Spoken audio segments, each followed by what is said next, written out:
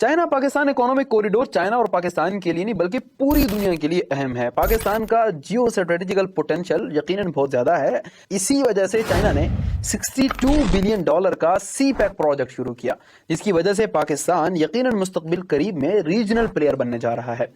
सी pack बुनियादी तौर पर चाइना के BRI यानी कि बेल्ट एंड रोड इनिशिएटिव का एक छोटा सा हिस्सा है। हम पाकिस्तानियों को लगता है कि शायद ये सी पैक बहुत बड़ी गेम है, लेकिन असल गेम या बड़ी गेम क्या है, आइए चलते हैं उसके ऊपर जरा बात करते हैं। चाइना ने मिडिल ईस्ट और नॉर्थ अफ्रीका तक अपने मंसूबे यानी कि बेल्ट एंड रोड इनिशिएटिव के तहत बहुत बड़ी बड़ी इन्वेस्टमेंट कर रखी है। यूएस फॉरेन अफेयर्स कमेटी की रिपोर्ट के मुताबिक 2005 से लेकर 2022 तक चाइना ने मिडिल ईस्ट, नॉर्थ अफ्रीका और तुर्की में $273 बिलियन की एक बहुत बड़ी इन्वेस्टमेंट कर रखी है, जिसमें $4 बिलियन की इन्वेस्टमेंट मुख्तलिफ प्रोजेक्ट्स में इसराइल के साथ, इराक में $11 billion oil and gas sector में, इसी तरीके से इजिप्ट में सूज कनाल को चौड़ा करने में। यहाँ ये बात बड़ी दिलचस्प है कि चाइना आखिर सूज कनाल में क्यों इतना इंटरेस्टेड है, और इसके साथ साथ दुबई की एक पोर्ट बनाने में भी चाइना एक बहुत बड़ी इन्वेस्टमेंट कर रखी है। चाइना ने माजी में देखे तो मिडिल ईस्ट और साउथ एशिया में अमेरिका का डिप्लोमेटिक और मिलिट्री डोमिनेंस रहा है, और जनरल परसेप्शन यही रही है कि कोई और ताकत इस रीजन में अमेरिका को ओवरकम नहीं कर सकती। लेकिन चाइना ने यकीनन इस परसेप्शन को अब गलत करार दे दिया है। बुनियादी तौर पर अमेरिका ने हमेशा से सिक्योरिटी चैलेंजेस और डिफेंस के मायदे करने में दिलचस्पी रखी है या इसी किस्म के मायदे किए हैं, जबकि दूसरी जानिब चाइना ट्रेड और इन्वेस्टमेंट की अपॉर्चुनिटीज के ऊपर बात करता है या मायदे करता है। यही वो बुनियादी फर्क है जिसकी बुनियाद पर चाइना ने वो काम जिसको स्वीट यूनियन और नेटो बम धमाके और मुल्कों को तबाह करके भी ना कर सके, उसको चाइना ने मीठे बोल बोल के या यूं कहिए कि विन विन कंडीशन पर अपने तमाम मकासद को हासिल करने जा रहा है या कर चुका है।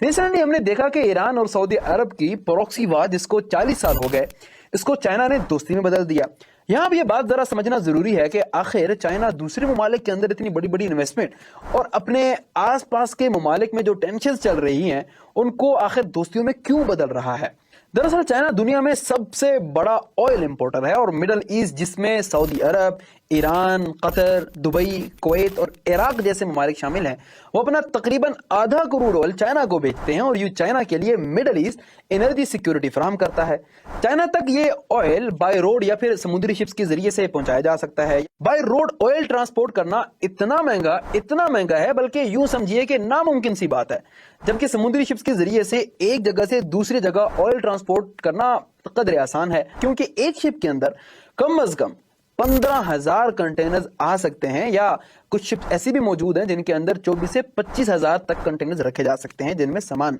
लादा जा सकता है। चाइना भी ऑयल समुद्री शिप्स के जरिए ही मिडिल ईस्ट से अपने मुल्क तक ले जाता है, लेकिन चाइना जिस रास्ते से मिडिल ईस्ट तक रसाई हासिल करता है वो तकरीबन 12,000 किलोमीटर का समुद्री फासला बनता है। जबकि अगर चाइना पाकिस्तान की गवादर पोर्ट का इस्तेमाल करे, जिसकी वजह से उसने सी पैक का इतना बड़ा इनिशिएटिव लिया, तो ये रास्ता 12,000 से सुकड़कर खाली 3,000 किलोमीटर तक रह जाता है। चाइना ऑयल इंपोर्ट करने के लिए पैसिफिक ओशन यानी कि साउथ चाइना सी से स्ट्रेट ऑफ मलाका से गुजरता है। स्ट्रेट ऑफ मलाका एक नैरो स्ट्रेच ऑफ वाटर है, यानी कि ऐसी जगह जहां समुद्र के दोनों जानिब खुश्की नजदीक हो और स्ट्रेट दो पानियों को आपस में कनेक्ट कर रहा हो, यानी कि दो वाटर बॉडीज को भी स्ट्रेट जो होता है वो मिलाता है। जैसा कि यहाँ Strait of Malacca Indian Ocean, Andaman Sea और चाइना सी यानी कि पैसिफिक ओशन को आपस में मिला रहा है। स्ट्रेट ऑफ मलाका से जब सी शिप्स गुजरती हैं तो यहाँ पर सिक्योरिटी के मसाइल भी रहते हैं, और बहरी कज़ाक यहाँ के बड़े मशहूर है, क्योंकि ये जो इलाका है या यूं कहिए कि ये जो स्ट्रेट है ये मलेशिया और इंडोनेशिया के बीच में है, तो यहाँ पर अमरीकी नेवी का असर रसूख ज्यादा है, जिसकी वजह से चाइना के लिए सिक्योरिटी के खदशात मजीद बढ़ जाते हैं। कहते हैं कि दूसरी जंग अजीम में जापान पर एटम बम गिराए गए तो तब भी जापानियों ने हार तस्लीम नहीं की थी। जब स्ट्रेट ऑफ मलाका से सामान की रस्त बंद कर दी गई या सामान का गुजरना वहां से बंद कर दिया गया तो जापानी जंग हार गए। खैर, चाइना स्ट्रेट ऑफ मलाका से गुजरकर इंडियन ओशन में आता है और फिर ये मिडिल ईस्ट तक रसाई हासिल करता है, जो कि चाइना को ये फासला 12,000 किलोमीटर पड़ता है। और यहां से अगर चाइना अरेबियन सी से रेड सी और फिर सूज कनाल का इस्तेमाल करे तो मेडिटेरियन सी चला जाता है। तो इसीलिए सूज कनाल में चाइना की इतनी बड़ी इन्वेस्टमेंट इजिप्ट के साथ मिलकर करने की वजह यही है। जिस मैप की हमने बात की, जिसके जरिए से चाइना जो है वो भी मिडिल ईस्ट तक आता है या फिर वहां से यूरोप तक जाता है, ये स्ट्रेट ऑफ मलाका का रास्ता, Pacific Ocean, Strait of Malacca, then Arabian Sea, और वहां से अगर वो मिडिल ईस्ट और मिडिल ईस्ट से फिर अरेबियन सी میں دوبارہ آئے اور عربین سی سے اگر وہ ریڈ